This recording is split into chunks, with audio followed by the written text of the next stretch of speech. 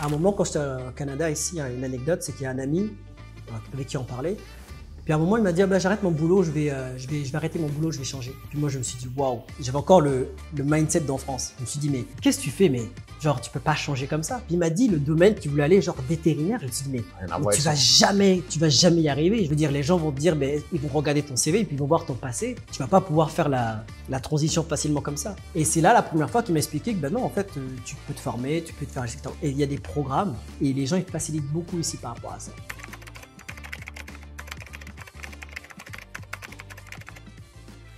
Et là, on a rencontré José et sa fille, Karine. On a bien accroché. On a décidé d'investir à Sherbrooke avec mon partenaire Christophe. Et la semaine d'après, elle nous a appelé en nous disant, on a un propriétaire qui veut vendre 9 logements. Est-ce que vous êtes intéressé? On a acheté le bloc. Et c'est ce bloc-là qui m'a lancé ma carrière d'investisseur immobilier. Wow.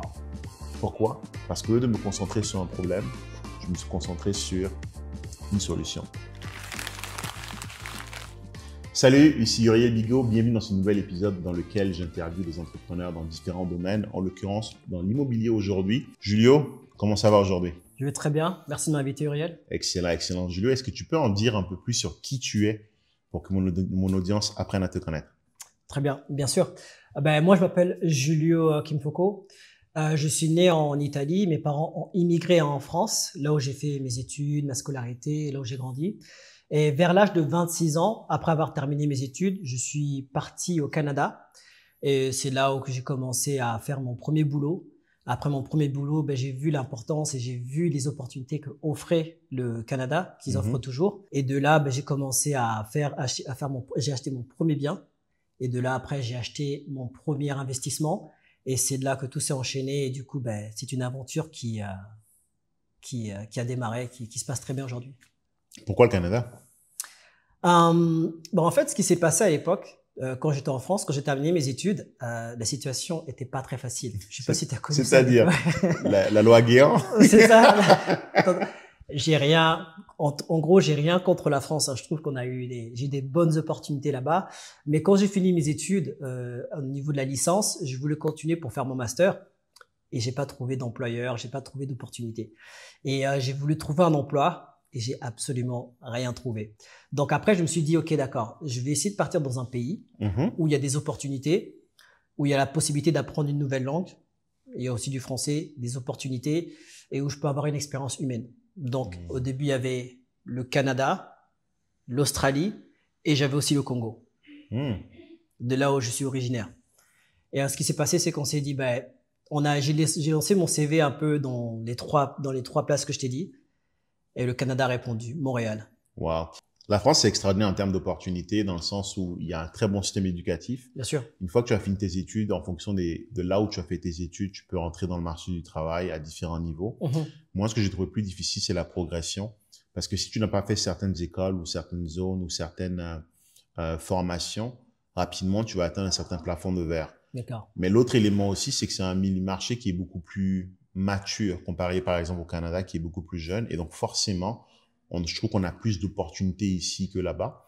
Mais si j'ai à choisir entre les deux, je te le dis sans aucune hésitation, ma retraite c'est en France, mais ma vie professionnelle ce sera ici. Donc je comprends tout à fait le move que tu as fait. Et quand tu es arrivé ici, tu es allé dans quelle ville? Quand je suis arrivé ici, c'était Montréal qui avait répondu tout de suite. J'ai trouvé un boulot qui était dans l'IT, dans l'informatique, c'était orienté vente, et je suis arrivé à Montréal.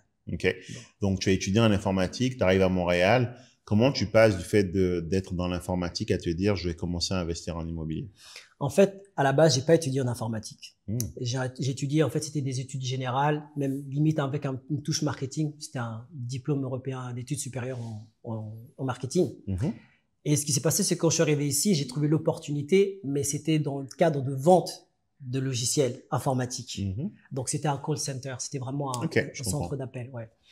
Donc, you gotta pay the bills. Exactement. En fait, c'est ça, c'est que quand tu arrives à Montréal, quand tu arrives au Canada la première fois, il y a toujours ce truc qu'on dit qu'il faut ton premier job, en gros, d'entrée. Sauf pour des personnes qui ont vraiment un métier un peu spécifique. Il faut un peu ce premier boulot-là pour commencer déjà à centre d'appel ou travailler dans un magasin, quelque chose comme ça.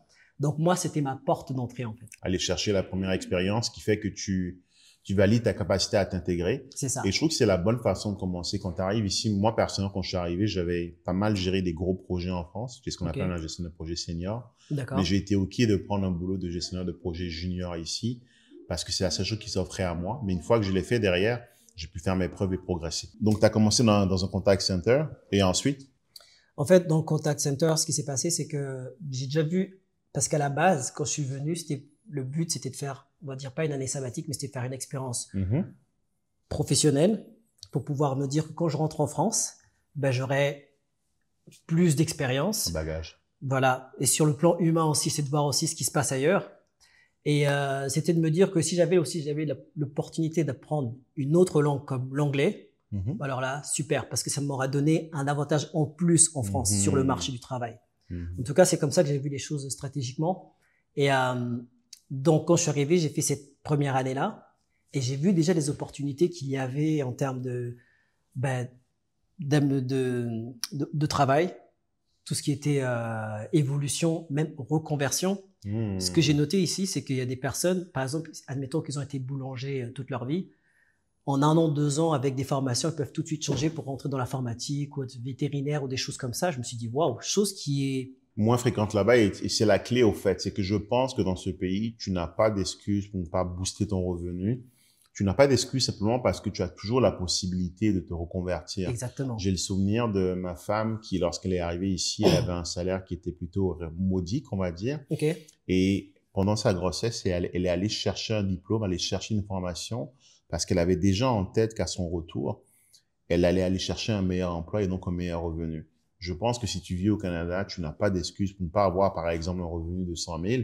Simplement parce que si tu mets le temps, tu vas chercher les bonnes formations, tu vas te reconvertir dans les bons domaines, tu es en mesure de péter des plafonds de verre. Exactement. Je connais un de mes clients qui, au début, il était contact center informatique aussi. Puis progressivement, avant le Covid, quand on a eu l'opportunité quand le gouvernement a offert des primes pour ceux qui voulaient partir dans la santé, il s'est fait former aux frais du gouvernement dans la santé. Il a un salaire aujourd'hui de base de 75 000, mais avec les heures supplémentaires qu'il fait, il est constamment au-dessus de 150 000. Quelqu'un qui, à la base, avait un emploi qui tournait autour de 30 000, 40 000. Je ne conçois pas que tu sois au Canada et qu'au bout de 10 ans, tu n'aies pas encore pu exploser tes revenus. La seule chose que tu as à faire, c'est de comprendre que tu dois aller te former, chercher l'éducation, avoir les bonnes personnes autour de toi et saisir les opportunités qui vont forcément se présenter à toi si tu te mets sur le chemin de l'opportunité. Et comment tu fais ça? Tu vas chercher l'éducation qui va te permettre d'avoir les compétences. Parce que si tu as les compétences, il y aura toujours quelqu'un qui est prêt à payer pour avoir accès à ces compétences. Ici, il facilite vraiment beaucoup. Et même quand tu pars avec une connaissance du terrain qui est quasiment nulle. Parce qu'ils se disent qu'à partir du moment que tu as la volonté, le courage et même le mindset, ils vont même préférer te prendre toi plutôt que quelqu'un qui a de l'expérience mais qui n'a pas forcément le mindset. Parce qu'ils se disent que lui, c'est un investissement.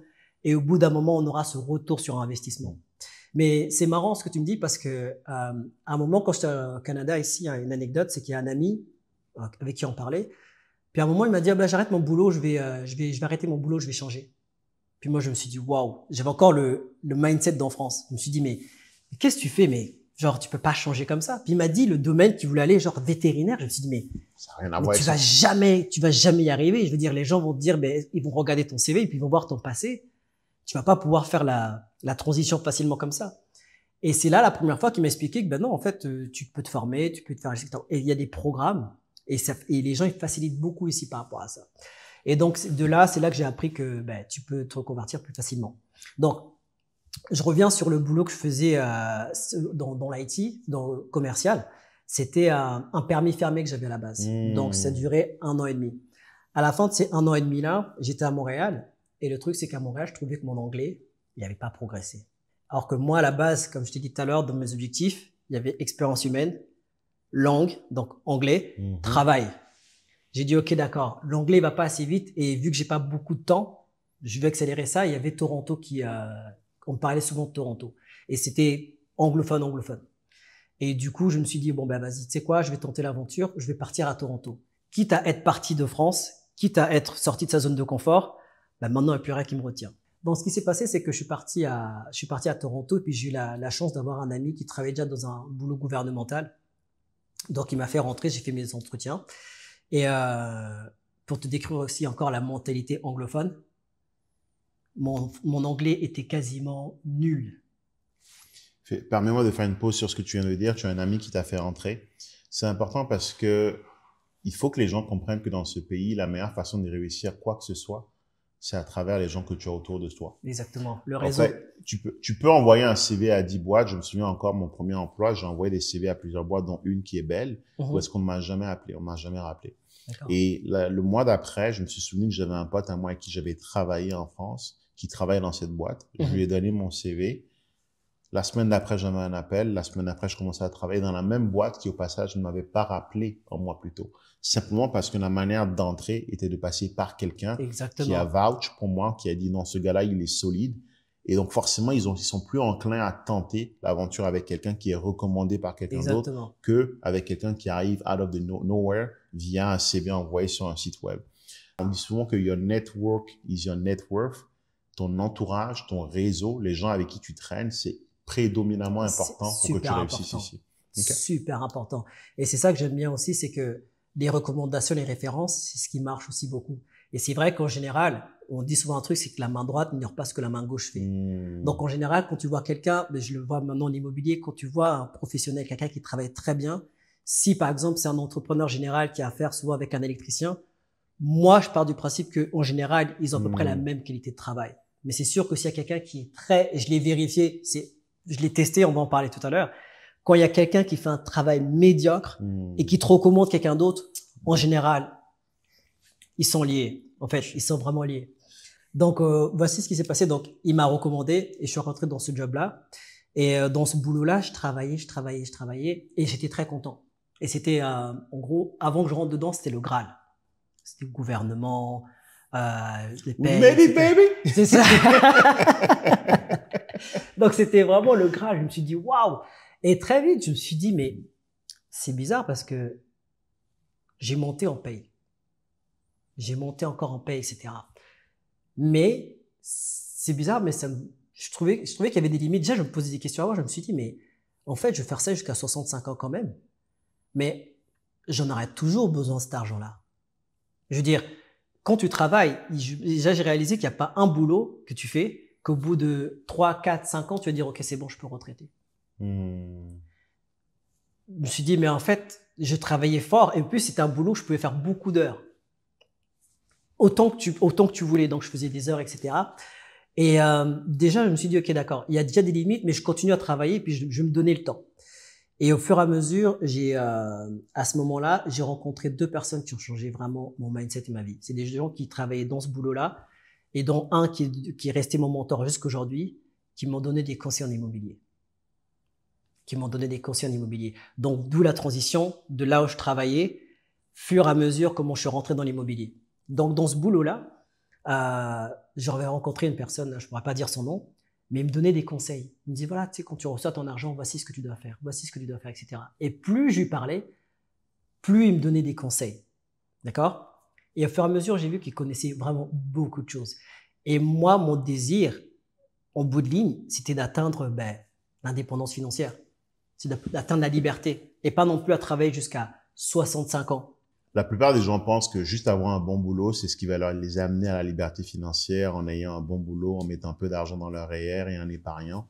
Alors que la réalité, c'est que la seule façon d'être libre financièrement, c'est d'avoir des actifs qui travaillent pour toi, pour que toi, tu n'aies pas à travailler. Et la seule façon d'avoir des actifs, c'est d'investir, soit en immobilier, soit en bourse, peu importe ce qui vous drive. Nous, c'est l'immobilier. Mais la réalité, c'est que si tu n'achètes pas des choses qui te génèrent de l'argent, tu ne seras jamais libre financièrement. Et peu importe le salaire que tu as, peu importe le grade que tu as, peu importe l'épargne que tu accumules, la seule façon pour toi de devenir libre financièrement, c'est d'acheter des soldats qui, eux, vont travailler à ta place. Exactement. Et d'ailleurs, j'ai vu des personnes aussi, parce que j'ai côtoyé pas mal de personnes, parce que j'ai le contact assez facile avec les gens.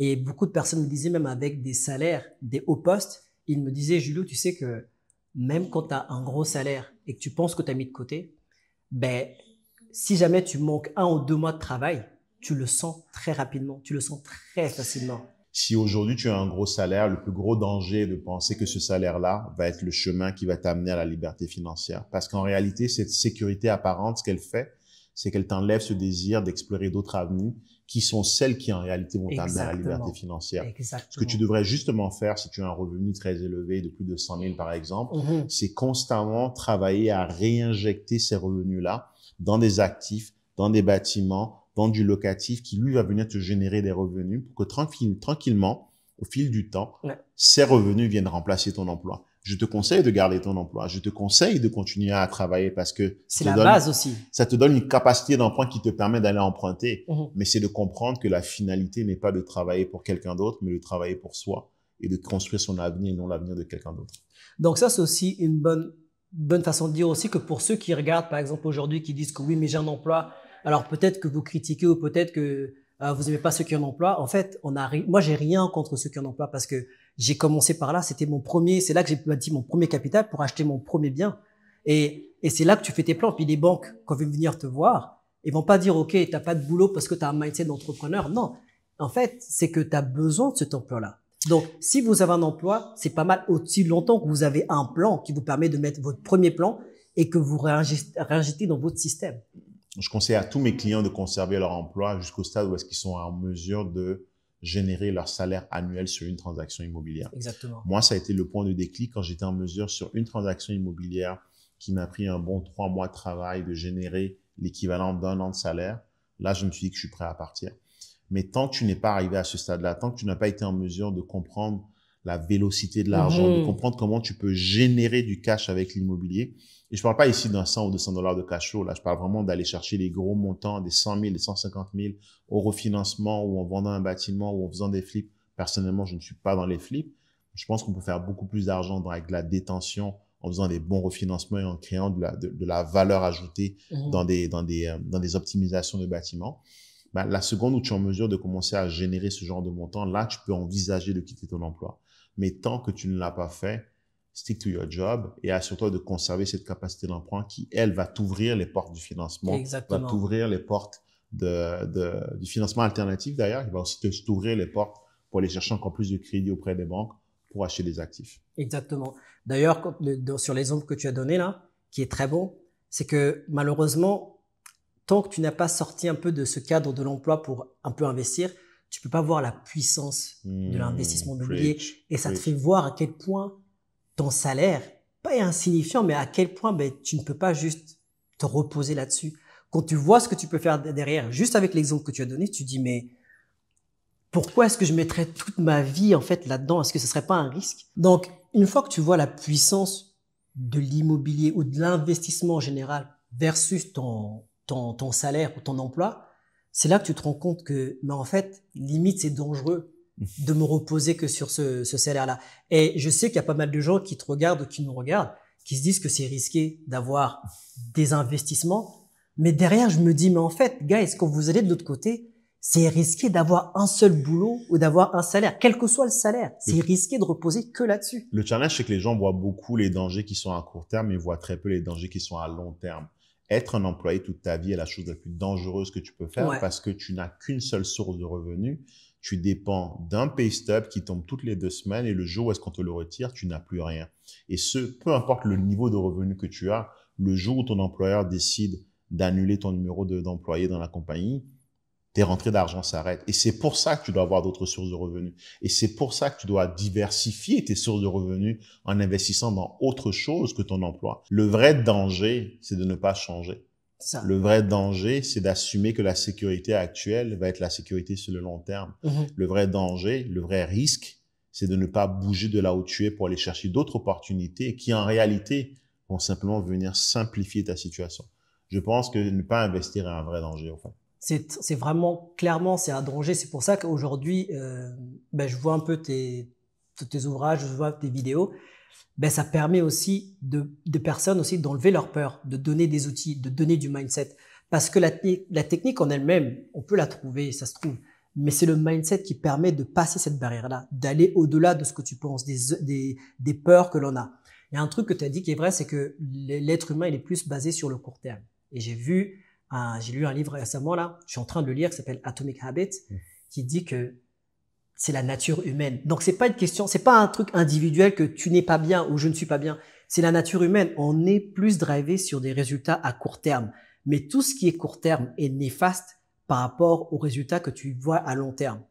Et malheureusement, sur le court terme, les résultats sont plus gratifiants sur court terme, mais tu souffres avec le long terme.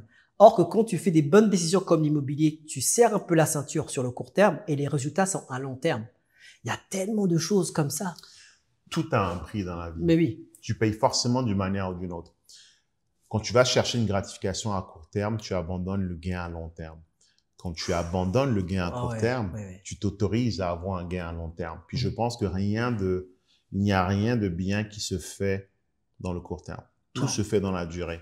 Tout ce que tu fais de bien dans la vie vient avec le temps. Et tu as dit quelque chose tout à l'heure qui est important, qui est en réalité le plus gros multiplicateur de richesse, le plus gros enabler de richesse, c'est le temps. La raison pour laquelle on conseille d'investir jeune, c'est parce qu'en réalité, quelqu'un qui va commencer à investir en immobilier jeune ou en bourse jeune a beaucoup plus de chances de finir beaucoup plus loin que quelqu'un qui va investir massivement plus tard. Parce qu'en réalité, il a un avantage que n'a pas l'autre qui est le temps. Exactement. Le temps est le plus gros multiplicateur de richesse. Et justement, si tu as un emploi aujourd'hui avec un bon revenu, tu te dois de t'en servir pour t'acheter du temps. Exactement. Investir, c'est ce que c'est. C'est se dire, j'abandonne de l'argent que je vais aller remplacer, que je vais aller échanger contre quelque chose qui va m'apporter plus de temps. Parce que la réalité, si tu n'investis pas aujourd'hui, quand tu vas être à la retraite, tu vas devoir travailler ou galérer. On nous a souvent dit, travailler, épargner, puis après vous allez vivre la vie. Mais en réalité, si tu travailles, tu épargnes, tu vas galérer. Il faut que tu travailles, que tu épargnes, que tu investisses. Et ensuite, maintenant, tu peux en profiter sur le long terme. Mais j'ai appris aussi à me méfier des gens qui disent travailler, parce qu'il faut voir eux-mêmes comment ils sont, dans quelle position ils sont. Il y a des gens qui disent travailler, eux-mêmes ne le font pas forcément. Donc, c'est toutes ces choses-là que j'ai vues. Et c'est là que je me suis dit, ben, c'est ça, investir, c'est un effet cumulé. Parce que bon, il y a des gens comme nous, comme toi, qu'on peut être considéré, parce que j'ai déjà été considéré comme agressif dans l'investissement, parce que, mais encore cette année? Ou, mais qu'est-ce que tu vas faire? C'est considéré comme agressif, mais c'est pas obligé d'être en mode Uriel ou Julio. Tu peux le faire un petit, mais c'est l'effet cumulé qui va être important. C'est l'effet cumulé qui va le faire. C'est-à-dire que c'est pas parce que tu as vu que j'ai, par exemple, 16 appartements en 3 ans, etc., que tu dois te mettre sur la même base. C'est comme tu le sens. Le danger, juste, c'est de rester sur un seul boulot et de rester là-dessus. Tu sais, l'expérience qui m'avait choqué, parce que là, on vient petit à petit dans mon histoire, on vient comment que je suis arrivé à quitter mon boulot et puis me mettre à temps plein dans l'investissement. C'est que il y a un truc, je pense, qui a choqué pas mal de gens, dans le bon comme dans le mauvais sens. C'était la pandémie. Donc, la pandémie. C'est blessing. C'est ça. Mais attention. C'est pas. C'est un blessing. Parce que là, je vois déjà peut-être qu'il y a des gens qui vont dire. Non, mais... la pandémie. Merci. C'est ça. Merci à la vie pour la pandémie. En fait, il y a deux façons de regarder les choses. Tony Robbins dit souvent, it doesn't happen against you, it happens for you. Les choses dans la vie n'arrivent pas contre toi, mais pour toi. Pour toi. Je n'ai jamais fait autant de cash que pendant la pandémie. Et encore, je compatis avec tous ceux qui sont décédés. Voilà, c'est ça. Je comprends qu'il y a eu des histoires difficiles. C'est ça, les pertes de boulot, etc. Ouais. Des pertes de boulot. Mais si on prend pas de recul, on avait un système monétaire qui était amené à faire anyway. Et la pandémie est arrivée un peu comme un électrochoc et a permis de voir certaines valeurs, notamment immobilières, exploser. On dit souvent que c'est dans les temps de crise qu'il y a les meilleures opportunités à faire. Mais la pandémie a été... mon patrimoine a juste explosé, mais encore une fois, parce que j'étais au bon endroit, au bon moment avec les bonnes compétences. Il y a toujours une part de chance dans la vie. Tu aurais pu choisir un autre pays. Tu as choisi le Canada. Donc, tu as eu la chance d'être ici. Tu as eu la chance d'être ici avant la pandémie, pendant la pandémie, après la pandémie. Mais surtout, le troisième élément qui est un facteur important, c'est que tu avais les bonnes compétences pour pouvoir saisir ces opportunités qui se sont présentées à cet endroit, à ce moment. La vie vous donnera toujours des opportunités. Les opportunités, il y en a plein. Mais la question, c'est est-ce que tu vas être la personne que tu dois être à ce moment-là pour être en mesure de les saisir? Est-ce que tu vas avoir le bon mindset à ce moment-là pour les saisir? Tu parlais tout à l'heure de la peur. Quelqu'un me posait la question là, exactement hier en me disant, mais Uriel, tu n'as pas peur quand tu fais ce genre d'investissement-là? Et je lui ai dit, si je te demandais aujourd'hui de traverser la route quand le feu est vert, sur le passage piéton, est-ce que tu auras peur? La réponse est non. Mais la réalité, c'est que quand tu étais tout petit, peut-être que tu avais peur. Qu'est-ce qui a changé entre avant et aujourd'hui? C'est que tu as la connaissance et la compréhension de ton environnement qui fait que tu sais que quand le feu est vert, tu es en sécurité. Et donc, tu es plus confortable de le faire. Mais l'enfant que tu étais beaucoup plus jeune, auraient eu peur dans cette même situation. Exactement. La seule chose qui a changé, ce n'est pas le feu vert, ce n'est pas le passage piéton, ce n'est pas l'environnement, c'est toi. C'est que tu as épousé une nouvelle identité qui fait qu'aujourd'hui, ce qui par le passé était difficile est devenu facile. Le but de tout ce qu'on fait, c'est d'étendre sa zone de confort. Le progrès, la richesse, puis votre situation financière n'est rien d'autre que le reflet de qui vous êtes. Exactement. Si tu veux être riche, deviens quelqu'un de riche à l'intérieur. Et pour être riche à l'intérieur, tu dois être en mesure de pouvoir gérer de plus en plus des choses de plus en plus compliquées. Si aujourd'hui, les problèmes que tu gères, c'est des problèmes de dizaines de dollars, ton compte en banque va sans doute ressembler à ça. Mais si tu gères aujourd'hui des problèmes de plusieurs millions, ton patrimoine ou ton compte en banque va ressembler à ça aussi. C'est ça. Donc, sois content quand la vie te donne des problèmes de plusieurs millions. Sois content quand tes locataires te donnent de la marge. Sois content quand tu as un gestionnaire qui fait de la marge parce que ça te force à gérer des problèmes de plus en plus gros.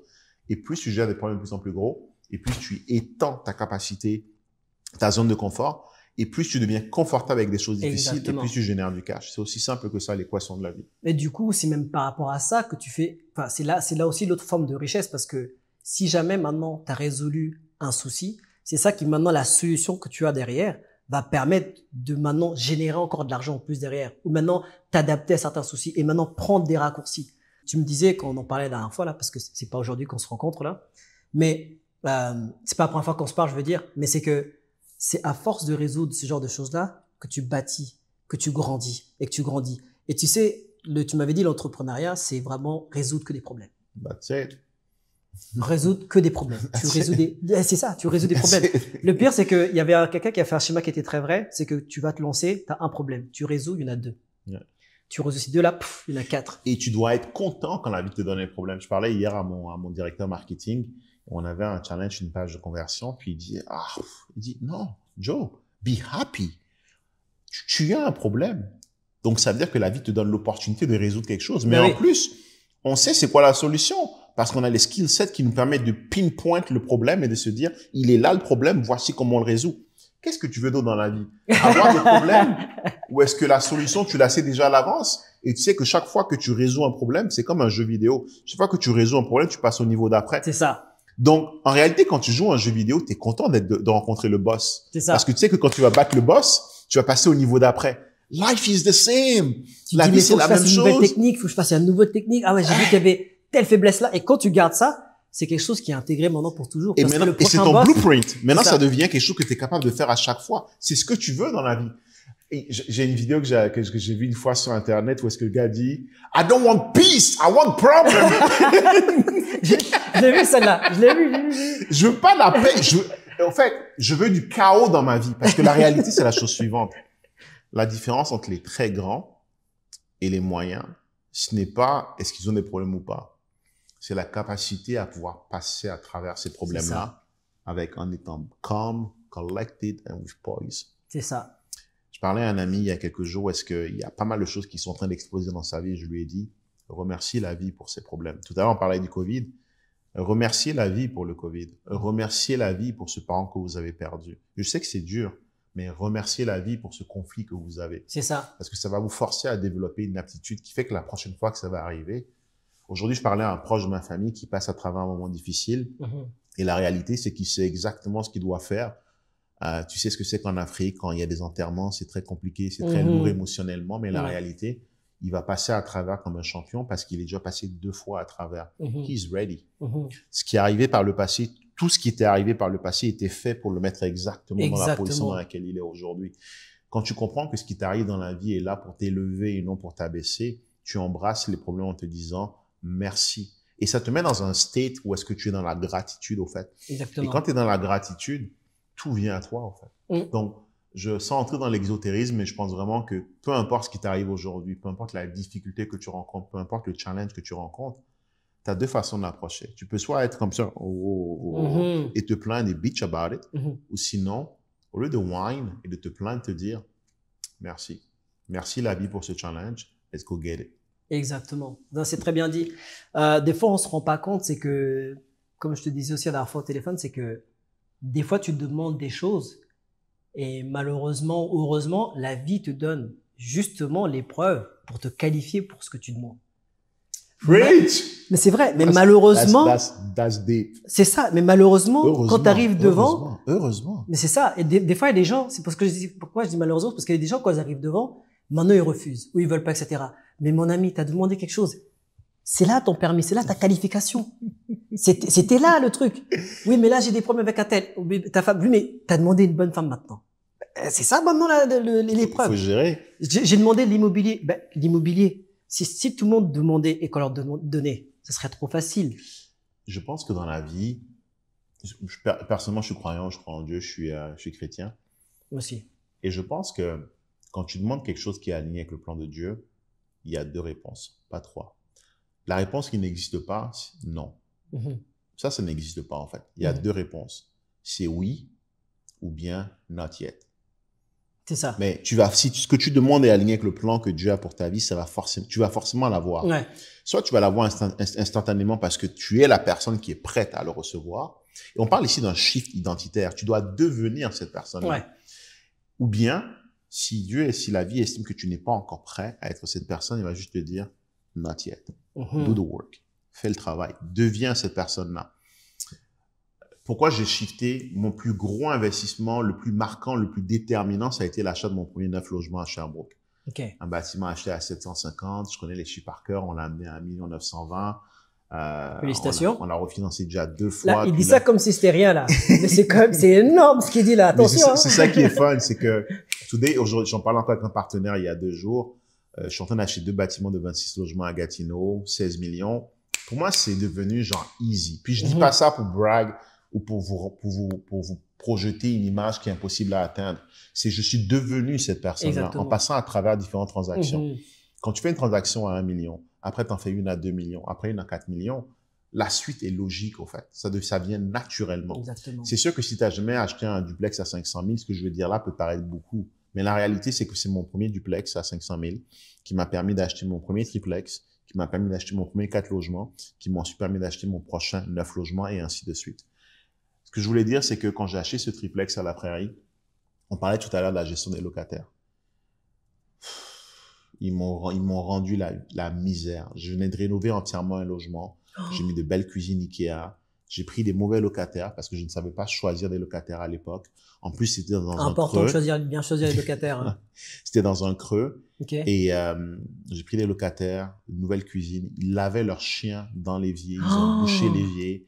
Ils ont magané le logement. La locataire d'en bas, Julie et son mari, ils sont partis en laissant un bordel monstre dans le logement. Wow. Ceux de totalement en bas, ils étaient dans du marketing de réseau. Ils ont essayé de me vendre des produits. J'ai pas acheté. Puis derrière, il y avait un peu de jalousie aussi parce que mais c'est qui ce petit jeune j'ai déjà senti ça ouais. Puis moi puis en plus eux ils avaient essayé d'acheter la propriété chez l'ancien propriétaire, ça n'avait pas marché, moi je l'avais acheté. Donc j'avais un triplex avec ces 3 problèmes et je me suis dit je vais arrêter l'immobilier.